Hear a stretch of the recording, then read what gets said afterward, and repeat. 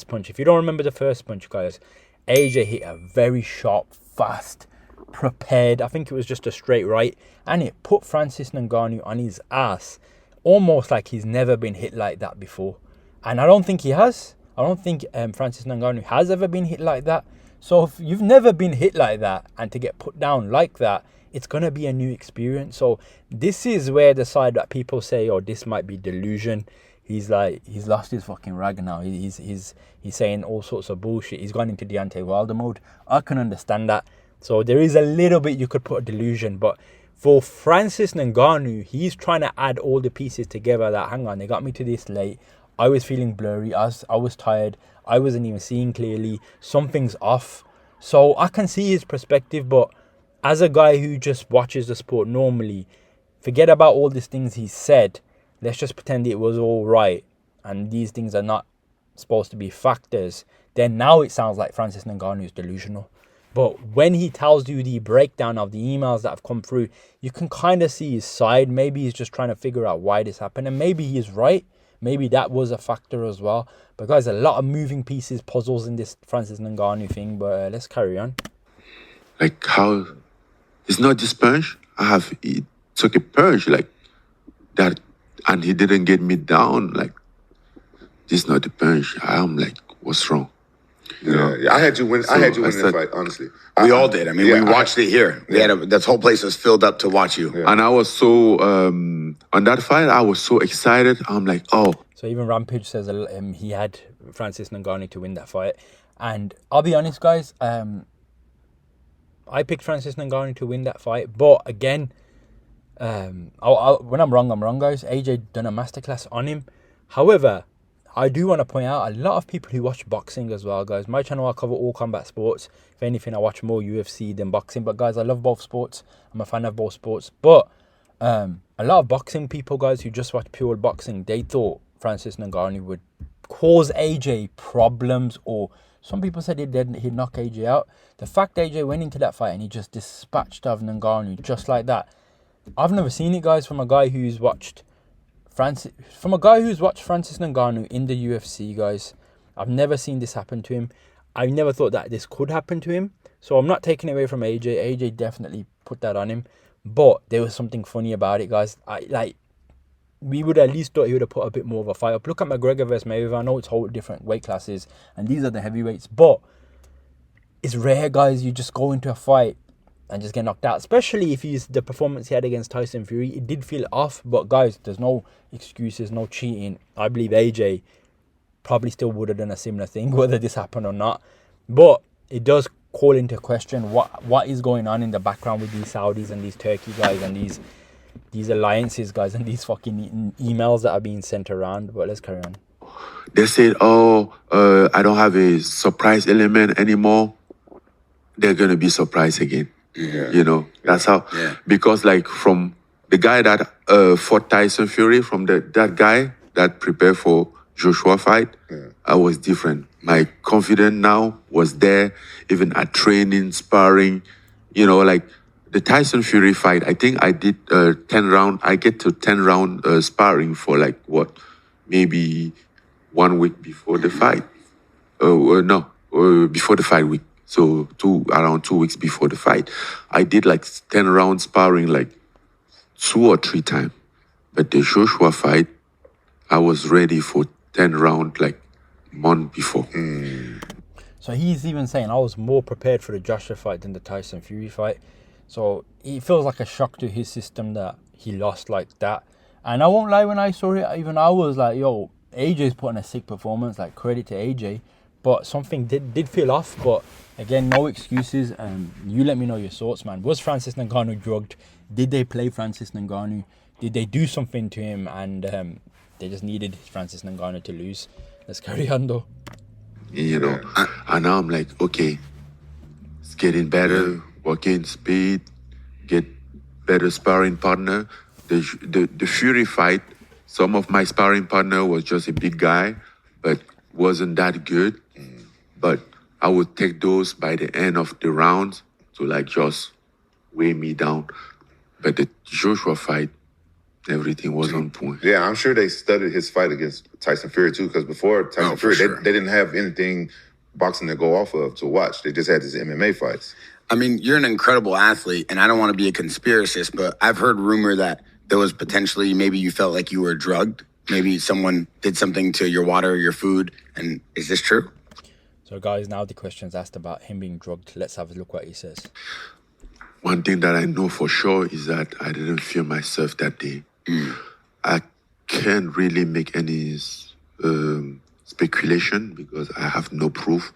I don't know what happened. But for what I know and that I have a proof, it was like the schedule and everything. I mean, I don't know. Everything could have been possible. Bro, it happens. But again, I don't have proof. It's a scary thing to think about, though. Bro. So again, guys, Francis Ngannou says he didn't feel like himself that day. He's not admitting to himself being drugged because he keeps saying, I don't have proof. But he's not denying that something could have went down. But he's saying himself, I can't prove it. So he doesn't want to look like an idiot and say, yeah, I got drugged. But the fact that he's saying, I didn't feel myself, but I can't prove it. There's no proof. You got see this is what I'm trying to say, guys. This is what I'm trying to say. You know when a guy is delusional and he fully believes, I was spiked, this happened, that he could have been openly saying right now, nah, they definitely done something to me. He's not saying that. He's saying, I can't prove it. There's no proof. So it does make you think, like, did something go down? Do you know what I'm saying? Behind closed doors, something happened. Because he didn't feel right that day. But yeah, it's actually crazy. And he went out there and he shocked the entire sport of boxing, coming from MMA, being that guy. Like you talked about it, Rampage was very vocal about supporting MMA fighters when they go take these boxing careers. And we were all here in Rampage say he already shocked the world with the Tyson Fury fight. So when we were here, he said they're going to be harder on you with the Anthony Joshua fight, more critiques, more detailed on your style. So, I mean, it definitely didn't look like you, obviously. No, it wasn't like... It didn't look like your style. Let me tell you something. After the first knockout, which I was very surprised, and it wasn't the end of the round, we still get a couple seconds before the end of the round. I finished the round and then went back on the corner, on the stone. And I'm there on the corner, and they were talking to me like, don't go to Southpaw again, champion. They are waiting for you, this. And I'm hearing this guy, and he's in front of me. I see him, and then with time, he just sound like distance, like he was far away. So guys, he's now saying, basically, he said this before. So the first knockdown that AJ gave Francis Ngannou, it was more of a flash knockdown. It wasn't a lot of damage. It was more of a straight hand that put him on his ass. He's saying when he went back to his corner, he couldn't hear Dewey at that point. Now, you gotta look at this, guys, because that first knockdown that AJ delivered to Francis Ngannou, it was a straight right hand. In my knowledge from boxing and UFC, that punch there is not a punch that would cause a massive concussion, or like it's rare like something like that would cause damage that lingers on, but it could, but most likely not. So what he's saying is when he's gone back to his corner, he's now not hearing his coach when his coach is saying to him like, watch out, he's gonna go southpaw, he knows, blah blah blah. He's basically saying the sound of what he was saying was going further away and it felt blurry. Guys, you gotta you gotta look at this, man. You gotta look at this, like, that doesn't make no sense. Like, and then you gotta think, why would Francis Ngannou come out and say this? Like what would he gain from saying this? Like, the voice has gone blurry. I don't know, man. It does make me think, man. Maybe because, guys, if you're given something, guys, and it's making you drowsy, and you don't feel right, only you're gonna know that.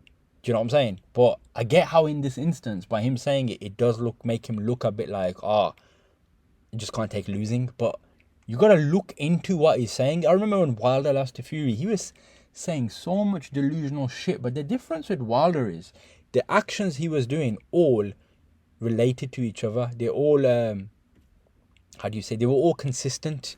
It was ego. He didn't want to shake Tyson Fury's hand.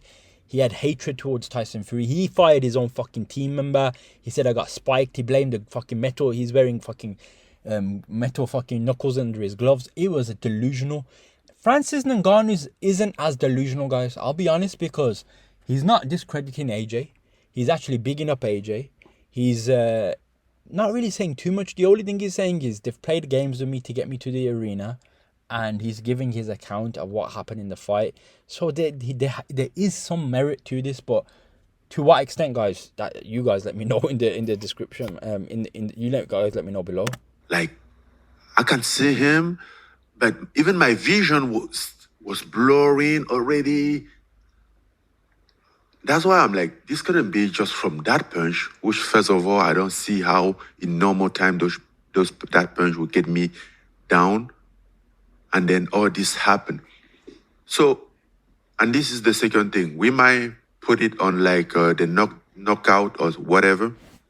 I don't remember leaving the stool I never left the stool. I mean, my spirit never left the stool from the corner, because from the corner I was just keep going.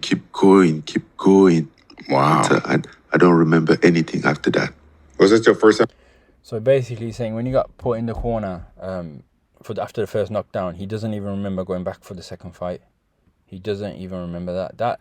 That's concerning, guys. That's concerning, because that first punch that AJ landed, in my opinion, didn't look too crazy. But he's saying he doesn't remember. He was fading out. He wasn't hearing his coaches. And he's saying his soul didn't leave the fucking stool. Now, again, guys, Francis Ngannou is either very delusional or he's got something here. So, yeah, it's hard to say. I'm just going to break it down. Let's continue. Time ever being dropped, even in training and stuff in your life? Yes. Yeah. Okay, there you go. Here's a sideway, guys. I have to give the counter argument. Francis Ngannou goes, that's the first time he's ever been dropped. Ever. I don't even think he's been dropped in training. So, guys, if you look at it from that side, if a guy's never been dropped, never been hit that hard, he's gone up with a world-time boxing champion. Before in the UFC, he was killing everyone one by one, and you get dropped by a boxing champion, then, guys, you are going to think, how can that happen to me? And that's where delusion can come into it.